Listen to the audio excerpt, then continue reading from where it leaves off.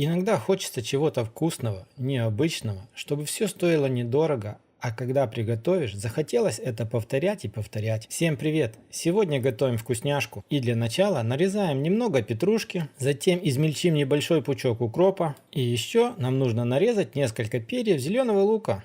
Затем в довольно-таки глубокую тарелку берем 1 стакан отваренного риса. К рису добавляем 200 грамм творога. У меня сегодня покупной, магазинный. Творог нужно немножко вилкой вот так вот разомнять и смешать с рисом. Сразу же сюда нужно добавить немного соли и перцу, все по вашему вкусу. А затем сюда будем добавлять ту нарезанную зелень, что мы измельчали. Немножко лука, немножко укропа и немножко петрушки. Сколько какой зелени добавлять, делайте по своему усмотрению. А затем вот это все нужно хорошо перемешать. И можно сказать, что уже очень вкусная и классная начинка уже готова. Я все-таки еще решил добавить один продукт. Взял 100 грамм твердого сыра, натерел его на крупную терку и тоже добавляю сюда в начинку. Ну а после того, как я все перемешал, попробовал, и получилась просто божественная начинка. Отставляем ее на немножко в сторонку. Дальше рабочую поверхность присыпаем немножко мукой. Берем 1 килограмм покупного дрожжевого слоеного теста. Берем скалку и само тесто вот так вот аккуратно в одном направлении нужно раскатать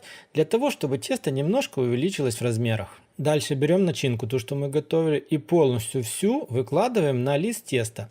С дальней стороны вот так вот проводим линию, примерно сантиметров 7. Мы начинкой наполнять не будем. Все остальное пространство нужно плотно заполнить начинкой. И после того, как вы распределили начинку, берем 2 желтка, хорошо их взбиваем, берем кисточку, и вот то незаполненное пространство нам нужно постараться аккуратно намазать вот этими вот желтками. Это для того, чтобы нам тесто в итоге лучше склеилось. Затем, начиная с ближнего края к вам, берем аккуратно и сворачиваем полностью все в рулет. Старайтесь делать аккуратно, и чтобы рулет получился немножко плотный. Ну а после того, как свернули, берем нож. Нож должен быть очень острый. И вот этот вот большой рулет нарезаем на маленькие рулетики, примерно толщиной по 3-4 сантиметра. Нарезанные рулеты укладываем аккуратно на противень, застеленный пергаментной бумагой. Берем остатки желтка, и полностью все рулеты нужно хорошо намазать желтком.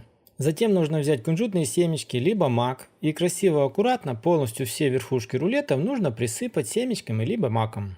Далее противень нужно отправить в разогретую духовку до 200 градусов на 45 минут.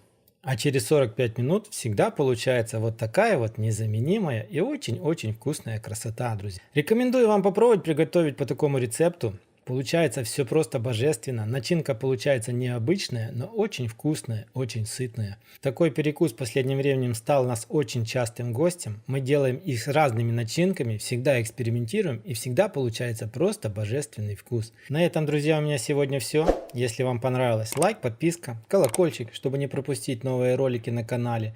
Ну а мы с вами встретимся в следующем видео. Всем пока, всем до скорых встреч.